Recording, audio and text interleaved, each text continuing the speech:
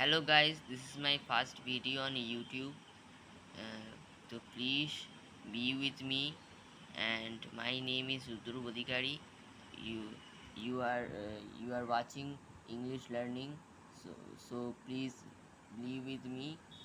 And if you like this video, please share, subscribe, and like it as much as possible. So without wasting time, let's start this video. So today we will discuss about tense. তো tense নিয়ে আজকে আমরা discuss করব। টেন্সটা কি? Time of মানে ক্রিয়ার কালকে tense বলে। এটা অনেকের সমস্যা হয়, আমি যতটা সম্ভব সমস্যা দূর করার চেষ্টা করবো। এই টপিকটা নিয়ে টেন্স নিয়ে অনেকের সমস্যা হয়। এটা অনেকগুলো পার্টে আসবে, হ্যাঁ, একটা পার্টে একটা পার্টে সব সমানো সম্ভব নয়। এটা অনেকগুলো পার্টে আসবে এগুলো, ঠিক আছে? দেখতে পাচ্ছ পার্টগুলো, অনেকগুলো পার্টেই আসবে এই ভিডিওটা। তো প্রত্যেকটা পার্টে দেওয়ার চেষ্টা করাটা সম্ভব। তো প্রথম পার্টটা আজকে ইনডিফিনিট নিয়ে আলোচনা করতে, আজকে ইনডিফিনিট বা প্রেজেন্ট ইনডিফিনিট নিয়ে আলোচনা করবো আছে, কিন্তু আলোচনা করার আগে তো টেন্সটা কী জেনে নিই, তারপর আমরা আলোচনা করবো। টেন্স, তার টেন্স মানে কি? ক্রিয়ার কাল, টাইম অফ ভার। এটা মূলত তিন প্রকার: প্রেজেন্ট টেন্স মানে বর্তমানকাল, পাস্ট টেন্স মানে অতীতকাল, ফিউচার টেন্স মানে ভবিষ্যৎকাল। মানুষ তথা প্রত্যেকটা প্রাণী তিনটে কালে বাস করে। কথা কি? প্রেজেন্ট মানে বর্তমান, পাস্ট অতীত, ফিউচার মানে ভবিষ্যৎকাল। তো এগুলো মূল তিনটে টেন্স। এবার এই তিনটে টেন্সের 1 2 3 4টে ভাগ আছে, প্রত্যেকটার 4টে করে ভাগ আছে। যেমন প্রেজেন্ট টেন্সে indefinite, present indefinite, continuous, present continuous, past perfect, present perfect, present perfect continuous. সেরকমভাবে past indefinite, past continuous, past perfect, past perfect, past perfect continuous. সেভাবেই future indefinite, future continuous, future perfect, future perfect continuous. তো মূলত এই দুটোই ব্যবহার হয়, এই অতটা ব্যাপার হয় না, তাও আমি এইগুলো দুটোও শেখাবো আমি, ঠিক আছে? তো প্রথমত এই জিনিসটা জানার আগে প্রথমত আমাদের পার্সনের সম্বন্ধে কিছু জ্ঞান থাকতে হয়। পার্সন সম্পর্কে কি? পার্সন মানে কি? পার্সন মূলত তিন প্রকার। একটা হলো ফার্স্ট পার্সন, প্রথম পুরুষ, সেকেন্ড পার্সন মধ্যম পুরুষ, আর থার্ড পার্সন উত্তম পুরুষ। এই তিনটে পুরুষের আমাদের তিনটে পার্সনের আমাদের জ্ঞান থাকা অত্যন্ত আবশ্যক। ওকে, তো ফার্স্ট পার্সনের মধ্যে কী পড়ে আমাদের? I, myself, mine, my, our, etcetera, মানে আরও আছে। মূলত আই আর উই, এই আই আর উই দিয়ে যা সমস্ত আছে, আইয়ের মধ্যে কী পড়ে? মাইসেলফ পড়ে, মাইন পড়ে, মাই পড়ে, এই আইয়ের মধ্যে এইগুলো পড়ে। উইয়ের মধ্যে কী পড়ে? আমি সব লিখি উইয়ের মধ্যে। উইয়ের মধ্যে কী পড়ে? আওয়ার পড়ে, আওয়ার্স পড়ে, তারপরে আওয়ার সেলফ পড়ে। তো এই আই আর উইয়ের মধ্যে যা সব কিছু আছে সব হলো ফার্স্ট পার্সনের মধ্যে থাকবে। এই আই আর উই সঙ্গে আইয়ের মধ্যে যা সব কিছু আছে, মানে আওয়ার সেলফ, ইয়ের মধ্যে কে আছে? আওয়ার সেলফ, আওয়ার, আইয়ের মধ্যে কে আছে? মি, মাইন, মাইসেলফ, এই সমস্ত কিন্তু পড়বে আমাদের ফার্স্ট পার্সনে। এবার সেকেন্ড পার্সনের মধ্যম পুরুষ কি? You, yours, yourself, etcetera, মানে এই দুটো মোটামুটি এইগুলোই আছে। আর নেই বললেই চলো, তাও আমি রেখে রেখেছি, এটা কেটেই দাও, এটা কেটে রাখা দরকার। এই মানে ইউ এর মধ্যে যা সমস্ত কিছু আছে, এই মানে হলো ইউ এর মধ্যে মানে ইউ এর মধ্যে যা সমস্ত কিছু আছে। ইউ এর মধ্যে কি আছে? ইউ এর মধ্যে ইউ আছে, ইয়োর্স আছে, ইয়োর সেলফ আছে। তো ইউ এর মধ্যে যা যা সমস্ত কিছু আছে সব আমাদের সেকেন্ড পার্সনে পড়বে এইগুলো। এবার থার্ড পার্সনে কি? মানে উত্তম পুরুষে কি? আই আর এই মানে এইগুলো সমস্ত কিছু বাদে বাকি যা পড়ে থাকবে, যেমন হি, শি, দে, এনি নেম, সমস্ত কিছু আমাদের আর এক্সেট্রা, সমস্ত কিছু আমাদের থার্ড পার্সন। মানে এইগুলো বাদে, মানে আই এর মধ্যে যা সব কিছু আছে, আই ইউ এর মধ্যে যা সব কিছু আছে, এইসব বাদে বাকি যা পড়ে থাকবে আমাদের সাবজেক্ট, সেই সমস্ত সাবজেক্ট আমার থার্ড পার্সনে চলে আসবে আমাদের, ঠিক আছে?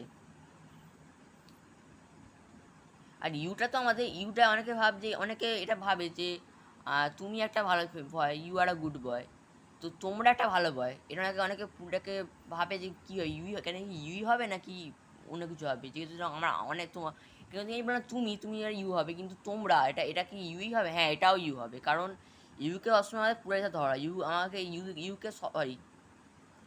ইউকে সবসময় আমরা প্লুরাল হিসাবে ধরি। প্লুরাল নাম মানে হলো ইউকে আমরা সবসময় প্লুরাল নাউন হিসাবে ধরি। ওকে, এরকম এর সঙ্গে কোনো সিঙ্গুলার বসে না, এর সঙ্গে প্লুরাল ভাই সবসময় এর সঙ্গে, ঠিক আছে? এবার এটা গেল পার্সনের, আমাদের এটা গেল পার্সনটা জানা খুব দরকার ছিল এর আগে। এবার আমরা চলে আসি প্রেজেন্ট ইনডেফিনিট টেন্সে, যেটা মূল আলোচনা করবো আমরা। এবার এইগুলো ভিডিও আমি প্রত্যেকটা পার্টে পার্টে করে আসবে। Continuous perfect, perfect continuous, indefinite, continuous perfect, perfect continuous, এই প্রত্যেকটার আসবে। ঠিক আছে, আজকে আমার ভিডিওটা আমি প্রত্যেকটা একসাথে পারতাম, কিন্তু তোমরা কিছু বুঝতেও পারতেন, একে ভিডিওটা লেন্দি হয়ে যেত, যারা দেখতে ইচ্ছে থাকো, ওই জন্য আমি ওই জন্য পার্টে পার্টে করছি আমি এটাকে। ঠিক আছে, এবার চলে আসি মূল বক্তব্যে আমাদের। সিম্পল প্রেজেন্ট বা প্রেজেন্ট ইনডেফিনাইট, এটাকে ইনডেফিনাইটগুলোকে আমাকে সিম্পলও বলে, যেমন simple present, simple past, simple future, এটাকে আমাকে সিম্পলও বলে। তো এর স্ট্রাকচার নিয়ে আলোচনা করি আজকে। অ্যাফার্মেটিভ এর হ্যাঁ সূচক বাক্যের স্ট্রাকচার কি? সাবজেক্ট প্লাস ভার্বের first form plus object plus rest, মানে রেস্ট মানে বাকি অংশ, অবজেক্ট সাবজেক্ট প্লাস এইটুখানি অংশ থাকে। এবার এইটুখানি অংশ মেন, এবার এইটুখানি অংশ বাদে বাকি যা অংশ পড়ে থাকবে সব আমাদের রেস্ট অংশ। ঠিক আছে, এবার কোনটা অবজেক্ট কোনটা সাবজেক্ট বললাম, এগুলো সব সমস্ত সাবজেক্ট। সাবজেক্ট মানে কি? কর্তা। অবজেক্ট মানে ভার্ব মানে ক্রিয়া, যেটা কাজটা হচ্ছে। হ্যাঁ, ক্রিয়া ছাড়া কোনো সেন্টেন্স তৈরি হয় না। অবজেক্ট মানে কি? যেটা মানে কি বলবো, কি সাবজেক্ট মানে কর্তাকে কি বা ওয়ার্ড অথবা হুম দিয়ে প্রশ্ন করলে, মানে কি বা কাকে দিয়ে প্রশ্ন করলে যে উত্তরটা পাই সেটা সবসময় অবজেক্ট হয় আমাদের। বাকি এইগুলো অবজেক্ট বাকি যা সব পড়ে থাকবে, যা রেস্ট অংশ সেগুলো সব রেস্ট আছে, সেগুলো লিখতে হবে রেস্ট অংশ। তো এইগুলো আর একটা মনে রাখি যে সাবজেক্ট যদি থার্ড পারসন সিঙ্গুলার নাম্বার হয়,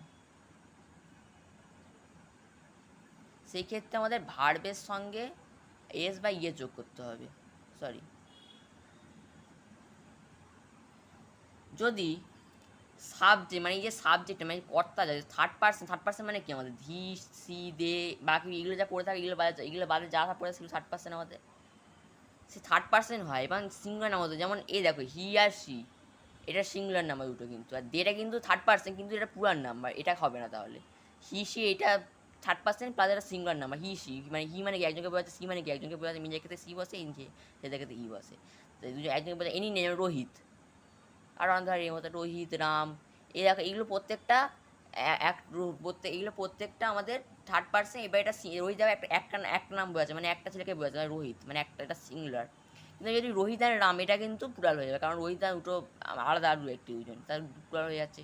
সেক্ষেত্রে আমাদের রোহিত সি সি বাকি অন্য যে কোনো মানে সিঙ্গুলার, মানে থার্ড পার্সেন্ট হতেই হবে, কিন্তু তার সঙ্গে সিঙ্গুলার হতে হবে, এটা মনে রাখতে। কন্ডিশনটা কি আমাদের? থার্ড পার্সেন্ট হতেই হবে প্লাস সিঙ্গুলার হতে হবে আমাদের, পুরা হলে চলবে না।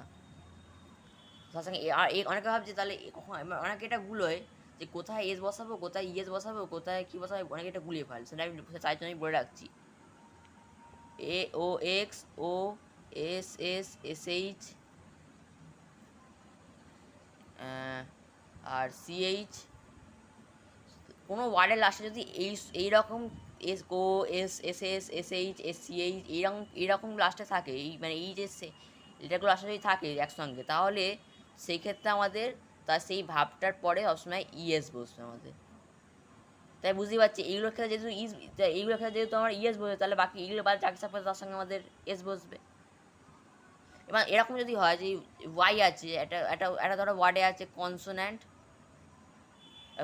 একটা কনসোন্যান্ট লেটার আছে, এনএ এনটি কনসোন্যান্টের পরে ওয়াই আছে, সেক্ষেত্রে ওয়াইটা উঠে গিয়ে এখানে আইএস বসে যাবে, এই ওয়াইটা অমিট হয়ে যাবে, অমিট হয়ে কী হবে আইএস বসে যাবে, অমিট মানে বাদ চলে যাবে, আর আই এর বদলে এখানে আইটা বসবে আর তার সঙ্গে ইএস বসে যাবে যদি ওয়াইটা কনসোন্যান্ট থাকে। কনসোন্যান্ট কি? অ্যামিজা সরি এই আইওইউ এইগুলো বাকি যা পড়ে থাকবে সব কনসোন্যান্ট আমাদের। কনসোন্যান্ট যদি কনসোন্যান্ট যদি কোনো ওয়াইয়ের আগে যদি কনসোন্যান্ট থাকে তাহলে কনসোন্যান্ট এই যে ওয়াইটা উঠে গিয়ে সেখানে ইএস বসে যাবে, মানে সেখানে আইটা উঠে সেখানে ওয়াইটা উঠে গিয়ে সেখানে আই বসে যাবে, ওয়াইটা অমিট রেখে সেই আইয়ের পরিবর্তে instead of C that's why এখানে আইটা বসবে, তার সঙ্গে ইএস প্রোগ হবে। বোঝা গেল এটাকে? এবার এটা সলভ হবে, এটা অনেক, এবার এটা হলো অ্যামেনি আমাদের হয়ে গেল। এবার নেগেটিভ মানে না সূচক বাক্য করবো, না সূচক বাক্য তোমার সাবজেক্ট যেটা বললাম কর্তা। এবার ডু বা ডাস, না সূচক বাক্যে এবার কী আছে, ডু বা ডাস লিখতে হবে। যদি থার্ড পার্সেন্ট, যদি ফার্স্ট পার্সেন্ট বা সেকেন্ড পার্সেন্ট থাকে তাহলে ডু লিখবো, আর যদি থার্ড পার্সেন্ট থাকে কিন্তু থার্ড পার্সেন্ট পুরান নাম্বার থাকে তাহলে আমরা ডু লিখবো, আর যদি third percent singular number third percent singular number থাকলে আমাদের ডাস লিখবো আমরা। এবার নেগেটিভ মার্কে নট আনতেই হবে, যেমন বুঝতেই পারছো তোমরা, নট ভার্বের ফার্স্ট ফর্ম লিখতে হবে, আর অবজেক্ট বাকি যা রেস্ট অংশে, বোঝা গেল। আর মনে রাখবে এই তোমাদের এইগুলো যে দেখছো খেতে, এইগুলো কিন্তু তোমরা নোট ডাউন করবে খাতা, যদি খাতা না থাকে তাহলে স্ক্রিনটা তুলে রাখবে, এইগুলো পজ করে নোট ডাউন করে রাখো, এগুলো কিন্তু দরকারি জিনিস ক্ষেত্রে, হ্যাঁ, স্পোকেন ইংলিশের ক্ষেত্রে, রাইটিংয়ের ক্ষেত্রে, এগুলো না জানলে কিন্তু করতেই পারবে না কিছু ইংলিশে অনেক টপিক আছে তুমি করতেই পারবে, এগুলো না জানলে তুমি করতে পারবে না। ভালো করে বলছি, এগুলো ভালো করে করতে হবে এগুলো, ঠিক আছে? তো সরি, ঘোরাতে হচ্ছে বুঝি। তো এবার ইন্টারোগেটিভ সেন্টেন্স প্রশ্নসূচক বাক্য কী করতে হবে? ডু বা ডাস প্রথমে। এবার প্রশ্নসূচক বাক্য মানে কি? প্রশ্নবোধক বাক্য মানে প্রশ্নবোধক বাক্য কি? তুমি কি করো, তুমি কি এরকম ধরনের বাক্য, মানে প্রশ্ন, আমরা যাকে প্রশ্ন করছি। তো প্রশ্নসূচক বাক্য সবসময় মনে রাখবে হেল্পিং ভাবটা সবসময় আমরা কি জানি, নর্মালি আমাদের সাবজেক্টের পর হেল্পিং ভাব বসে, কিন্তু ইন্টারোগেটিভ সেন্টেন্সে সাবজেক্টের আগে হেল্পিং ভাবটা বসে, যেমন ডু আর ডাস। আমি ডু আর ডাস কোথায় হবে সেটা আমি বলে দিয়েছি, আমি আর বারবার করে বলছি না ওই জন্য। তবে সাবজেক্ট ডু আর ডাস হেল্পিং ভাব বসিয়ে দিলাম, হেল্পিং বসে সাবজেক্ট বসাতে হবে, সাবজেক্ট বসানোর পর এবার ভার্বের ফার্স্ট ফর্ম আর অবজেক্ট, এবার রেস্ট অংশ। একটা আর মনে রাখবে, এটা অনেক ভুলি, এটা আমাকে লেখে না, ওই জন্য নাম্বার কেটে দেয় অনেকের। ইন্টারোগেটিভ সেন্টেন্স মানে কিন্তু লাস্টে একটা কোশ্চেন মার্ক আসবে, যেমন এইগুলো আসে, যেমন ফুল স্টপ আসছে দেখো, এইটার আসে কিন্তু কোশ্চেন মার্ক আসবে, ঠিক আছে? এবার হেল্পিং ভার্ব দিয়ে অনেক সময় আবার ইন্টারোগেটিভ সেন্টেন্সে অনেক সময় ডাব্লিউএইচ ওয়ার্ড চলে আসে। ডাব্লিউএইচ ওয়ার্ড মানে কি? ডাব্লিউএইচ ওয়ার্ড মানে কি? হোয়াট, হুম, হোয়ার, এগুলো ডাব্লিউএইচ ওয়ার্ড, অনেক সময় ডাব্লিউএইচ ওয়ার্ড চলে আসে। সেই ক্ষেত্রে ডাব্লিউএইচ ওয়ার্ডটাকে আগে বসাতে হবে এবং তারপরে আমাদের হেল্পিং বসাতে হবে। হেল্পিং ভার্বটা কি? ডু বা ডাস, যেটা বললাম আমি। এবার যা আছে এরকম ধরনের সাবজেক্ট, ভার্ব, অবজেক্ট, রেস্ট, যা আছে কোশ্চেন বসাতে হবে, যেহেতু এটা ইন্টারোগেশনে কোশ্চেন বসাতে হবে। তো কিছু আমি এক্সাম্পল নিয়ে এসেছি, এক্সাম্পলটা পড়লে বুঝতে পারবে তোমরা অনেকটা। আমি প্রতিদিন স্কুলে যাই, I go to school everyday. এই ইনডেফিনিট টেন্স কিন্তু মানে কি? প্রতিদিনকার কাজ, মানে ইনডেফিনিট টেন্স আমরা কখন ইউজ করবো এটা একটা জানা বিষয়। ইনডেফিনিট টেন্স আমরা কখন ইউজ করবো? যখন কোনো আমরা প্রতিদিনকার কাজ বোঝাচ্ছি, মানে প্রতিদিন এসে, প্রতিদিন পুকুরে সাঁতার কাটতে, প্রতিদিন পুকুরে চান করতে যায়, সে প্রতিদিন ভাত খায়, ডেলি রুটিনটাকে আমরা বোঝাতে প্রেজেন্ট টেন্স ব্যবহার করি। আর বাস্তব কোনো ট্রু ফ্যাক্ট মানে ইউনিভার্সাল ট্রুথ বোঝাতে আমরা প্রেজেন্ট ইনডিফিনিট প্রেজেন্ট ইনডিফিনিট ব্যবহার করি। কোনো বাস্তব জিনিস, যেমন the earth moves round the sun, এখানে দেখো প্রেজেন্টে দ্য আর্থ তার থার্ড পার্সন সিঙ্গুলার নাম্বার, ওই জন্য এখানে মুভস হয়েছে, হার্বের সঙ্গে এসবি হয়েছে, ওই জন্য এখানে হয়েছে, কারণ এটা একটা, এটা একটা ট্রু ফ্যাক্ট, এটা ইউনিভার্সাল ট্রুথ। যেমন ধরো আর্ট হলো oil floats on the water, floats মানে ভাসে, তেল আসলে জলের উপর ভাসে, এটা কিন্তু সত্যি ঘটনা। কোনো বাস্তব জিনিসের ক্ষেত্রে একটা বসে, ইনফিনিটি সবসময় মনে রাখবে যে কোনো ডেলি রুটিনের ক্ষেত্রে বসে, আর কোনো ইউনিভার্সাল ট্রুথের ক্ষেত্রে আমরা প্রেজেন্ট ইনডেফিনাইট টেন্স বা সিম্পল প্রেজেন্ট টেন্স আমরা ব্যবহার করি, ঠিক আছে? এটা মনে রাখবে। যেমন I go to school everyday, আমি প্রতিদিন স্কুলে যাই, সে খেলে না আমাদের সঙ্গে, তো আমার একটা প্রতিজ্ঞা করা বলছে, সে খেলে না, দেখো সে কিন্তু প্রতিজ্ঞা কথা বলছে, এটা সে খেলে না আমাদের সঙ্গে। লাস্টে কোনো সেন্টেন্সে কোনো বাংলা মিনিংয়ে লাস্টে যদি ই এ ই এ এরকম ধরনের কিছু ওয়ার্ড থাকে, মানে খেলে না, খেলে, খেলে, খেলে না, খায় না, এরকম ধরনের কিছু, এই খায়, খাই, এই ধরনের কিছু, এইরকম মানে এ ই অন্তুস্থ, এরকম ধরনের কিছু লাস্টে যদি এরকম ভার্বের লাস্টে যদি এরকম এরকম এরকম লেয়ারগুলো থাকে, মানে বাংলা ভার্বের এরকম লেয়ারগুলো থাকে, তাহলে সেক্ষেত্রে আমাদের প্রেজেন্ট ইনডেফিনিট টেন্স হবে। আর আমি তো বললাম কি এখন কখন হয় সেটা, সে খেলে না আমাদের সঙ্গে, তো এটা তো এটা একটা এটা তো একটা প্রেজেন্টের কথা বলছি, এবং এটা দেখো এটা কিন্তু একটা প্রতিদিনের কথা বোঝা যাচ্ছে, মানে হি ডাজেন্ট বা ডাজ নট লিখতে পারো, does not play with us, ঠিক আছে? দেখো এখানে সাবজেক্ট, এটা হিট, আর একটা সাবজেক্ট, হিটা সাবজেক্ট, ডাস না হেল্পিং ভার্ব, কেন এবার দেখো হেল্পিং ভার্বের সঙ্গে এটা দেখো, এবার হেল্পিং ভার্ব এটার সঙ্গে দেখো যে এই হিটা দেখো থার্ড পার্সন সিঙ্গুলার নাম্বার, সেই জন্য এখানে ডাস হয়েছে।